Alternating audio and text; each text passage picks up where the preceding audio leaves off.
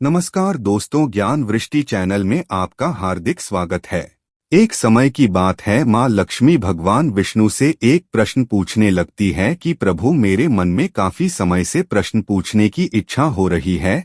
अगर आपकी इच्छा हो तो मैं प्रश्न पूछ सकती हूँ। भगवान विष्णु मुस्कुराते हुए माँ लक्ष्मी से कहते हैं कि हे देवी, अगर आपके मन में कोई भी प्रश्न उठ रहा है तो कृपा करके आप उसका समाधान मुझसे पूछे। इतनी सब बातें सुनकर माँ लक्ष्मी भगवान विष्णु से कहती है, हे स्वामी, मेरे मन में 3 प्रश्न पूछने की इच्छा जागृत हो रही है।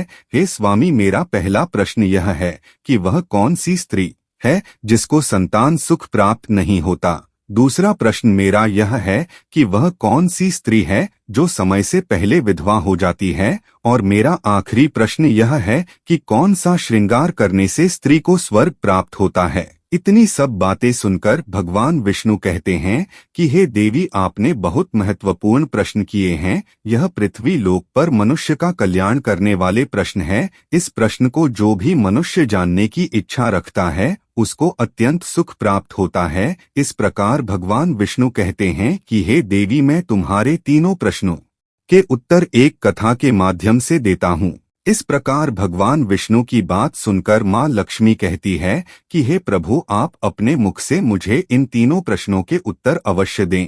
तो प्यारे मित्रों, चलिए हम भगवान विष्णु और माँ लक्ष्मी की कृपा से इस कथा को आरंभ करते हैं। कथा को आरंभ करने से पहले आप कमेंट बॉक्स में जय माँ लक्ष्मी या जय श्री विष्णु लिखना ना भूले। साथ ही वीडियो को लाइक और चैनल को सब्सक्राइब करना ना भूले।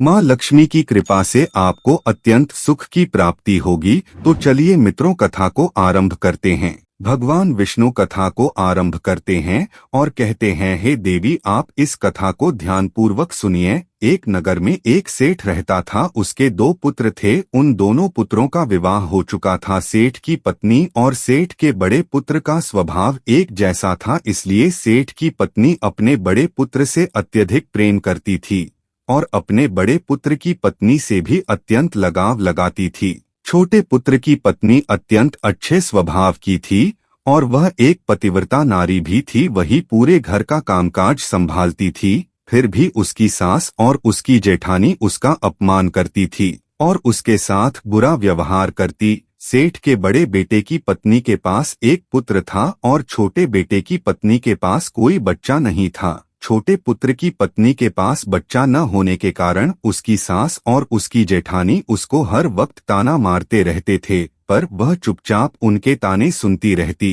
इतनी कथा सुनाने के बाद भगवान विष्णु माँ लक्ष्मी से कहते हैं कि हे देवी, अब मैं तुम्हें छोटे पुत्र की पत्नी की कहानी आगे विस्तार से समझाता हूँ। हे लक्ष्मी, इस कथा को आगे विस्तार से सुनने से तुम्हारे पहले प्रश्न का उत्तर मिल जाएगा। तुम्हारा पहला प्रश्न था कि किस स्त्री के भाग्य में पुत्र की प्राप्ति नहीं होती। सेठ की जो पत्नी थी वह पहले से ही दुष्ट चरित्र की स्त्री थी। इसी व्यवहार से उसके परिवारजन काफी दुखी रहते थे। वह अपने इसी व्यवहार से अपनी छोटी बहू को काफी ज्यादा परेशान करती थी। छोटी बहू उसके इस व्यवहार से काफी परेशान भी रहती थी, परंतु वह किसी को कुछ नहीं कहती थी। छोटे पुत्र की पत्नी का नाम शोभा था। शोभा रोज सुबह उठकर अपने कामकाज में लग जाती। वह सारा दिन सभी का कुछ ना कुछ काम करती। इसके बावजूद भी सेठ की पत्नी की आंखों में खटकती रहती। फिर एक दिन सेठ की पत्नी शोभा से बोलती है कि तू अभी तक साफ सफाई में लगी हुई है, खाना कब बनाएगी? मैं मंदिर जा रही हूँ, मेरे मंदिर के आने से पहले भोजन तैयार रखना। इतनी सब बातें कहकर शोभा की सास मंदिर चली जाती है। सास के जाने के बाद शोभा काफी रोती है और कहती है कि हे प्रभु, आपने मुझे कैसी सास दी है। मैं दिन भर काम करती हूँ, सबका ख्याल रखती हूँ, उसके बाद भी मेरी सास मेरे अंदर कमियां ही देखती है। इतनी सब बातें सोचते हुए शोभा के घर के दरवाजे के बजने की आवाज आती है तो वह सोचती है कि अभी तो भोजन भी नहीं बना और सासू माँ मंदिर से इतनी जल्दी आ गई। तब वह दरवाजे की तरफ जाती है और दरवाजा खोलती है तो वह देखकर हैरान रह जाती है कि उसके दरवाजे के बाहर एक साधु खड़ा है। इतने में वह साधु शोभा को देखकर बोलता है कि हे पुत्री, मैं काफी भूखा हूँ, तुम मुझे भोजन करवा सकती हो। भगवान विष्णु कहते हैं, हे लक्ष्मी, शोभा एक अत्यंत ही संस्कारी बहू थी। उसने मन में सोचा कि भोजन तो बना रखा है, क्यों ना मैं साधु को भोजन करवा दूं। परंतु उसने फिर अपनी सासू माँ के बारे में सोचा, अगर मेरी सासू माँ को पता चल गया तो फिर मेरी खैर नहीं। इतना सब सोचते हुए वह साधु महात्मा को घर के अंदर भोजन खिलाने के लिए ले जाती है। फिर शोभा सोचती है कि अगर मेरी सासू माँ ना भी गई तो मैं उनसे कह दूंगी कि मैं अपने हिस्से का भोजन साधु महात्मा को खिला रही हूँ। अभी साधु महात्मा भोजन कर ही रहे थे कि इतने में शोभा की सासू माँ मंदिर से आ जाती है और वह साधु को भोजन करते हुए देखकर तिल मिला उठती है और कहती है कि यहाँ पर क्या मैंने कोई भंडारा रखा है या इधर कोई कीर्तन हो रहा है जो तू हर किसी को घर के अंदर लाकर भोजन करवा रही है। इतनी सब बातें कहने के बाद शोभा अपनी सास को उल्टा सीधा ना बोलने पर काफी रोकती है, परंतु उस दुष्ट ने उस महात्मा को भोजन नहीं करने दिया और उन्हें घर से बाहर निकाल दिया। और फिर वह अपनी छोटी बहू के ऊपर टूट पड़ती है और उसे कहती है कि हे दुष्ट, मैंने तुझे कहा था कि भोजन का एक भी दाना खराब नहीं होना चाहिए और तू उस भिखारी को घर के अंदर बुलवाकर भोजन करवा रही थी। इस प्रकार शोभा बोलती है कि सासू माँ, इसमें इतना अत्यधिक क्रोधित होने की क्या आवश्यकता है। मैं उस साधु महात्मा को अपने हिस्से का भोजन करवा रही थी और शास्त्रों में भी लिखा है कि अपने घर आए हुए अतिथि को बिना भोजन करवाए नहीं भेजना चाहिए। सासू माँ की और छोटी बहू की तकरार काफी समय तक चलती रही और आखिरकार दुष्ट सास ने शोभा को घर से बाहर निकाल दिया। इस प्रकार शोभा अपनी सासू माँ के पैरों में माफी मांगती रही, परंतु उस कुटिल सास ने घर का दरवाजा उसके लिए बंद कर लिया। अब शोभा के पास और कोई रास्ता ना बचा, तब वह सोचती है कि क्यों ना मैं अपने मायके चली जाऊं।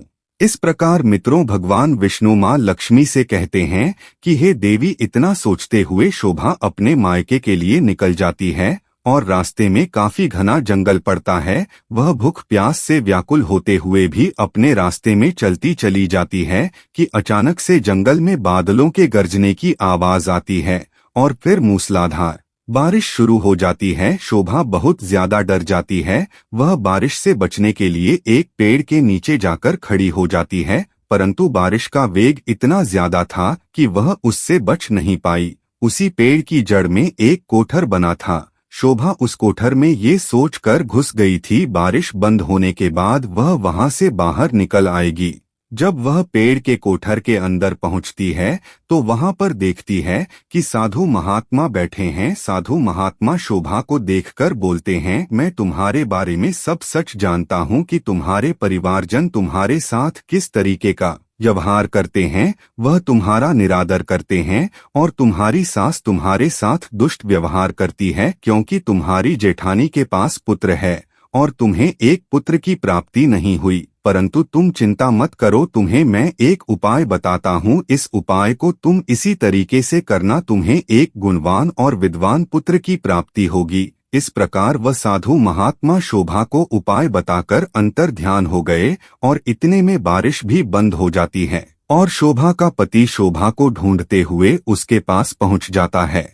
फिर शोभा जंगल में ही एक कुटिया बनाकर उसमें अपने पति के साथ रहने लगती है। काफी समय बीत जाने के बाद शोभा साधु के उस उपाय को भूल जाती है और अचानक एक दिन उसके मन में यह बात आती है कि काश मेरे भी एक पुत्र होता। तभी उसे साधु महात्मा का उपाय याद आता है और वह उनके बताए हुए उपाय को सोचती है। साधु महात्मा बताते हैं, स्त्री को हमेशा पुत्र प्राप्ति के लिए पुरुष के बाईं ओर सोना चाहिए। कुछ समय तक बाईं ओर सोने से नाक का दाहिना स्वर और दाहिनी करवट लेने से नाक का बाइना स्वर खुल जाता है। जब भी पुत्र प्राप्ति की इच्छा हो तो स्त्री और पुरुष को हमेशा यह निश्चित कर लेना चाहिए कि पुरुष का दाहिना स्वर और स्त्री का बाइना स्वर चलने लगे। इसी समय गर्भधारण करना चाहिए। ऐसा करने से निश्चित ही पुत्र की प्राप्ति होती है और इसके विपरीत नाक के स्वर चलने से पुत्री की प्राप्ति होती है। उपाय में आगे लिखा था कि मासिक धर्म शुरू होने के प्रथम 4 दिवस में मिलन से पुरुष रोग को प्राप्त होता है। 5वीं रात्रि में मिलन से कन्या की प्राप्ति होती है। 6ठी रात्रि में मिलन से पुत्र की प्राप्ति होती है। 7वीं रात्रि में मिलन से बंदेया पुत्री होती है। 8वीं रात्रि में मिलन से ऐश्वर्यशाली पुत्र होता है। 9वीं रात्रि में मिलन से ऐश्वर्यशाली पुत्री की प्राप्ति होती है। 10वीं रात्रि मिलन से सर्वश्रेष्ठ पुत्र होता है। 11वीं रात्रि मिलन से सुंदर और संस्कारी पुत्री प्राप्त होती है। इस प्रकार शोभा ने अपने पति के साथ 10वीं रात्रि में गर्भधारण किया। फिर अगले दिन सुबह उसका पति पूजा पाठ करके जंगल में लकड़ियां काटने के लिए चला जाता है। उसके जाने के बाद फिर से मूसलाधार बारिश शुरू हो जाती है और शोभा की झोपड़ी उड़ जाती है। शोभा वहीं पर वृक्ष के नीचे एक कोठर पर पता लिख देती है। वह कोठर वही था जहां पर शोभा पहले गई थी। वह इसलिए पता लिखती है कि जब उसका पति वापस आए तो वह उस पते से उस कोठर के अंदर आ जाए। इस प्रकार शोभा उस कोठर के अंदर चली जाती है, परंतु उसे यह नहीं पता था कि उस पेड़ के पास 2 राक्षसी भी रहती हैं। मूसलाधार बारिश होने की वजह से वह राक्षसी आपस में बातें करती हैं और कहती हैं कि इतनी बारिश में हम यहाँ पर कैसे रहेंगे, परंतु मैं यह सोच रही हूँ कि मैं इस स्थान को छोड़कर स्वर्ण टापू पर उड़कर चली जाऊं। इतनी सब बातें सुनकर दूसरी राक्षसी कहती है कि इसमें कौन सी बड़ी बात है, हम इसी समय इस पेड़ को उड़ाकर स्वर्ण टापू पर चले जाते हैं। फिर दोनों राक्षसी उस पेड़ की शाखा पर बैठ जाती है और पेड़ को उड़ाकर ले जाती है। कोठर के अंदर थकी हुई शोभा सो रही होती है। पेड़ के झटकों की वजह से शोभा की आंख खुल जाती है और वह कोठर से बाहर देखती है कि उस पेड़ की शाखा पर 2 राक्षसी बैठी हुई है जो पेड़ को उड़ाकर ले जा रही हैं। वह सोचती है कि अब मैं क्या करूं, परंतु वह उस स्थिति से समझौता कर लेती है। फिर वह सोचती है कि जो होगा अच्छे के लिए ही होगा, भगवान सब अच्छा करेंगे। इतना सब सोचते हुए वे दोनों राक्षसियों के साथ स्वर्ण टापू पर पहुंच जाती है और फिर दोनों राक्षसी भोजन की तलाश में निकल जाती हैं। फिर शोभा कोठर से बाहर निकलकर चैन की सांस लेती है और टापू के चारों तरफ देखती है तो वहां पर चमचमाती रेत फैली होती है। उसको वह अपने हाथों में उठाती है तो चिल्ला पड़ती है और कहती है, अरे यह तो स्वर्ण की रेत है। फिर वह उस रेत को अपने आंचल में भर लेती है और वापस कोठर में चली जाती है। शोभा के कोठर में पहुंचने पर वह दोनों राक्षसी भी उस पेड़ के पास आ जाती है और कहती है कि आज तो हमने भरपेट भोजन किया है, तो अब हम क्यों ना वापस चलते हैं। इतनी सब बातें कहते हुए वह राक्षसी उस पेड़ को फिर से उड़ाकर उसी स्थान पर ले जाती है। जब तक वह दोनों राक्षसी उस पेड़ से चली नहीं गई, शोभा उस कोठर में छिपी रही। दोनों राक्षसी के जाने के बाद शोभा उस कोठर से बाहर निकली और उसके हाथ में वह सोने की रेत थी। फिर वह सोचने लगती है कि क्यों ना मैं सोने की रेत को लेकर अपने ससुराल चली जाऊं और अपनी सासू माँ को यह सोने की रेत भेंट दूं। अब वह मुझसे दुष्ट व्यवहार नहीं करेगी और मुझे प्यार भी करने लगेगी। शोभा इतनी सब बातें सोचती है कि तभी उसका पति उसकी तलाश करते हुए कोठर के पास आ जाता है। तब वह अपने पति को सारी कथा सुनाती है और वह अपने पति के साथ ससुराल वापस आ जाती है। तब वह अपनी सासू माँ को भी सारी कथा सुनाती है और वह सोने की रेत भी अपनी सासू माँ को दे देती है। इतनी सब बातें सुनकर उसकी सासू माँ कहती है कि हे मूर्ख औरत, तू वहाँ से इतना ही सोना लेकर आई है। शोभा बोलती है कि सासू माँ, हमारी 3-4 पीढ़ियों के लिए यह सोना काफी है। सासू माँ बोलती है कि हे मूर्ख औरत, सोना जितना भी हो कम ही होता है, और कहती है कि देख मैं जाऊंगी तो कितना सारा सोना लेकर आऊंगी। शोभा अपनी सासू माँ को समझाती है, परंतु वह दुष्ट सास उसकी एक बात नहीं मानती और वह अगले ही दिन जंगल में जाकर उस कोठर के अंदर बैठ जाती है। इतने में ही वह दोनों राक्षसी उस पेड़ पर आकर बैठ जाती है और राक्षसी के बैठने के तुरंत बाद ही वह पेड़ उड़ने लगता है और राक्षसी आपस में बातें करती हैं कि आज तो हम स्वर्ण टापू न जाकर मत्स्य टापू चलते हैं, आज हमारा मन मछलियां खाने का कर रहा है। फिर वह दोनों राक्षसी उस पेड़ को उड़ाकर मत्स्य टापू की तरफ ले जाती है। यह सारी बातें शोभा की सास सुन रही होती है, परंतु वह लालची औरत अपने आप पर संयम न रखने के कारण उन दोनों राक्षसी से बोल पड़ती है कि तुम दोनों आज स्वर्ण टापू पर क्यों नहीं जा रही हो। इतनी सब बातें सुनकर वह दोनों राक्षसी समझ जाती है कि पेड़ की कोठर में कोई छिपा बैठा है और वह दोनों राक्षसी उस पेड़ की कोठर में जाकर देखती हैं तो वहां पर शोभा की सास बैठी होती है। तब वह दोनों राक्षसी उसे वहां से उठाकर पेड़ से नीचे फेंक देती है। और जैसे ही शोभा की सांस पेड़ से नीचे आकर धरती पर पड़ती है तो उसकी मृत्यु हो जाती है। शोभा की सांस की मृत्यु की खबर उसके परिवारजनों को पहुंचती है। तब शोभा का ससुर बोलता है कि हे पुत्री, मैं तो इसको बहुत समझाता था, परंतु यह एक लालची औरत थी, उसी की वजह से इसकी यह दुर्दशा हुई है।